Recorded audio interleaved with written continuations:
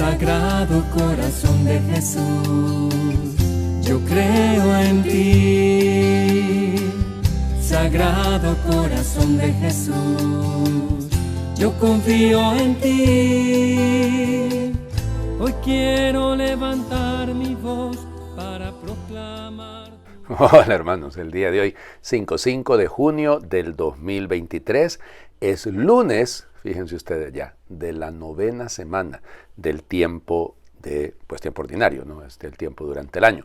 Bueno, hoy es día del patrono de Alemania, de San Bonifacio de Mainz, San Bonifacio de Maguncia, que realmente él es de origen inglés, ¿verdad? Se llamaba Winfrid o Winfrido, pues digamos, él había nacido, se supone que en Devonshire, alrededor del año 672, 660 y tanto, por ahí. Algunos ponen incluso la fecha un poquito más temprano, ¿no? 669, pero bueno. La verdad es que tiene que ser 672, 673, más o menos. Bueno, él era de una familia bastante acomodada, pero decidió entrar en la vida monástica con los benedictinos y bueno, lleva una vida linda, pero llega un punto cuando ya sintió que lo iban a nombrar abad del monasterio donde él se encontraba, entonces decide hacer una peregrinación a Europa, ¿no? Y se mueve hacia Europa y ahí empieza a descubrir la gran necesidad que hay, sobre todo en el centro de lo que hoy en día es Alemania, ¿no?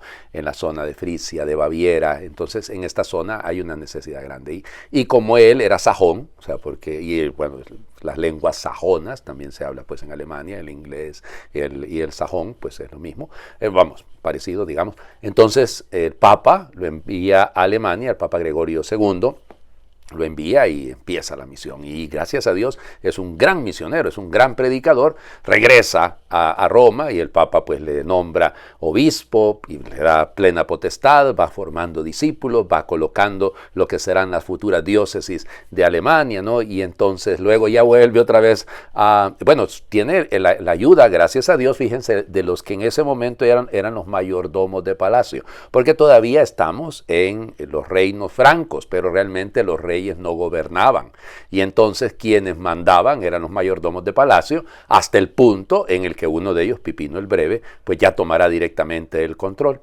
Pipino el Breve, Carlos Martel, Carlomagno, para que vean, eso es lo que está detrás. Y gracias al apoyo de ellos, pues se logra llevar adelante una evangelización extraordinaria, ¿no? Es nombrado arzobispo también por el Papa y le da plena potestad, empieza a formar, como les digo, la diócesis con sus discípulos, él los va colocando ahí en los lugares estratégicos y bueno, lamentablemente él va a ser martirizado un 5 de junio del año 754.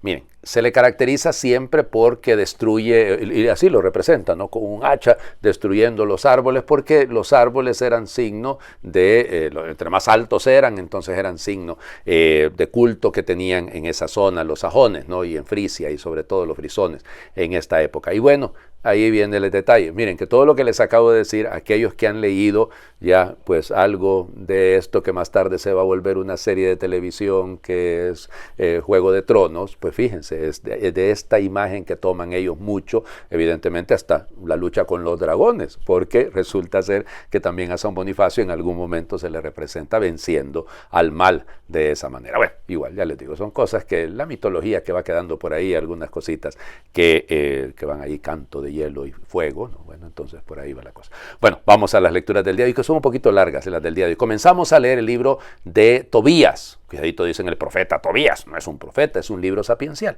Leemos entonces el capítulo 1, solo leemos el versículo 3 y luego nos saltamos al capítulo 2, versículos del 1 al 8. Yo, Tobit, seguía el camino del bien y de la justicia todos los días de mi vida y daba muchas limosnas a mis hermanos los judíos que habían sido deportados junto conmigo a la ciudad de Nínive en Asiria. Durante el reinado de Asaradón, regresé a mi casa y me devolvieron a mi esposa, Ana, y a mi hijo Tobías. En Pentecostés, que es nuestra fiesta de acción de gracias por las cosechas, me prepararon una gran comida y me dispuse a comer. Cuando me trajeron los platillos y vi que eran tantos, le dije a mi hijo Tobías, ve a buscar a alguno de nuestros hermanos pobres cautivos en Nínive que tenga puesta en el Señor toda su mente y todo su corazón, y tráelo para que coma conmigo. Yo te esperaré hasta que vuelvas. Tobías se fue a buscar a alguno de nuestros hermanos pobres y al regresar me dijo, Padre. Yo le respondí, dime, hijo. Él prosiguió, asesinaron a uno de nuestro pueblo, lo llevaron a la plaza, lo ahorcaron y ahí está todavía. De un salto me levanté de la mesa sin probar bocado y llevé el cadáver a una casa hasta que el sol se ocultara y lo pudiera sepultar. Volví a mi casa, me lavé y comí con lágrimas mi pan, recordando las palabras que el profeta Amós pronunció contra Betel. Todas las fiestas de ustedes se convertirán en llanto y todas sus canciones en lamentos. Y rompí a llorar. Cuando el sol se metió, fui, cavé una fosa y lo enterré. Mis vecinos se burlaban de mí y me decían, este hombre nunca va a escarmentar. Ya una vez lo condenaron a muerte por este mismo delito, pero se escapó y ahora sigue enterrando a los muertos. Palabra de Dios. Te alabamos, Señor. La historia, ¿no?, que cuenta Tobit es la historia del pueblo de Israel en el destierro, ¿no? Y entonces a él le ha ido un poquito mejor económicamente y por eso puede hacer algunas de estas acciones. Miren, el nivel de humillación al que sometieron a los judíos llega a este punto, ¿no? Ni siquiera podían enterrar a sus muertos. Y de hecho, fíjense que eso hicieron los desgraciados de Nabucodonosor y sus secuaces, ¿verdad? Porque, por ejemplo, en la segunda deportación, que es la más grave, ¿no?, la deportación del 585, pues resulta ser que, antes de Cristo, amarraron a los judíos, a los varones, y desnudos, y los hicieron caminar desde Jerusalén hasta llegar a Ecbatana, y resulta más de casi 1.600 kilómetros, oigan, y horrible aquello, ¿no? Y el maltrato era al punto que si alguno de ellos moría en el camino, no lo podían enterrar, tenían que arrastrarlo, ¿se imaginan ustedes? O sea, es un nivel de humillación. Esto cuenta más o menos lo que ocurre. Está prohibido enterrar a una persona que ha sido condenada, a una persona, por eso, ahorcado, y Tobit, hace algo que es propio de las obras de misericordia, ¿no? Enterrar a los muertos. Lo propio de un judío es hacer eso. Entonces él es un buen judío, lo dice, ¿no? Yo seguía el camino del bien y todos los días de mi vida daba incluso limosnas. O sea, se presenta a sí mismo, como es un libro sapiencial, como una persona de bien, como una persona que sigue los mandamientos de Dios.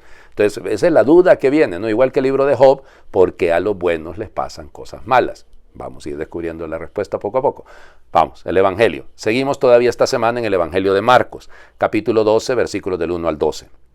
En aquel tiempo Jesús comenzó a hablar en parábolas a los sumos sacerdotes, a los escribas y a los ancianos, y les dijo, un hombre plantó una viña, la rodeó con una cerca, cavó un lagar y construyó una torre para el vigilante. Se la alquiló a unos viñadores y se fue de viaje al extranjero. A su tiempo les envió a los viñadores a un criado para recoger su parte del fruto de la viña. Ellos se apoderaron de él, lo golpearon y lo devolvieron sin nada. Les envió otro criado, pero ellos lo descalabraron y lo insultaron. Volvió a enviarles a otro y lo mataron. Les envió a otros muchos y los golpearon o los mataron. Ya solo le quedaba por enviar a uno, su hijo querido, y finalmente también se lo envió pensando, a mi hijo sí lo respetarán. Pero al verlo llegar, aquellos viñadores se dijeron, este es el heredero, vamos a matarlo y la herencia será nuestra. Se apoderaron de él, lo mataron y arrojaron su cuerpo fuera de la viña. ¿Qué hará entonces el dueño de la viña? Vendrá y acabará con esos viñadores y dará la viña a otros. ¿Acaso no han leído en las Escrituras, la piedra que desecharon los constructores es ahora la piedra angular? Esta es obra de la mano del Señor, es un milagro patente. Entonces los sumos sacerdotes, los escribas y los ancianos quisieron apoderarse de Jesús, porque se dieron cuenta de que por ellos había dicho aquella parábola, pero le tuvieron miedo a la multitud, dejaron a Jesús y se fueron de ahí. Palabra del Señor. Gloria a ti, Señor Jesús.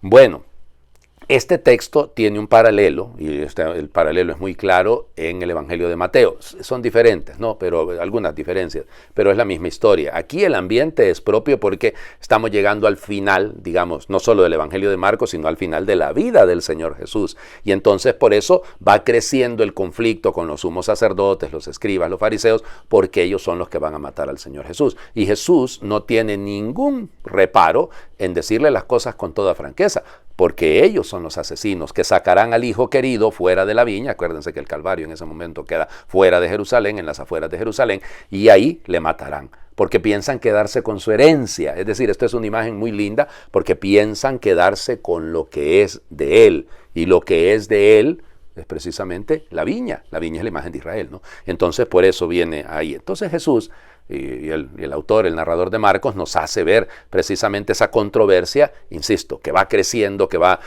no digo multiplicándose, sino que va justificando de alguna manera por el descontento de los fariseos, de los escribas, de los sumos sacerdotes frente a la actitud de Jesús, porque Jesús está presentándose claramente como algo más que un profeta. Nótenlo, esto es lo que está detrás, ¿no? Porque enviaron a un criado, enviaron a otro, pero todos los que son enviados, si hacemos el paralelo, son los profetas. A todos los mataron, o los golpearon, o los callaron, como en el caso de Jeremías, ¿no? Que lo arrojaron a un pozo, piensen. Y entonces, por eso, Jesús se presenta a sí mismo como más que un enviado cualquiera. Es el Hijo querido del Padre. Es aquel por el cual nos vendrá la salvación.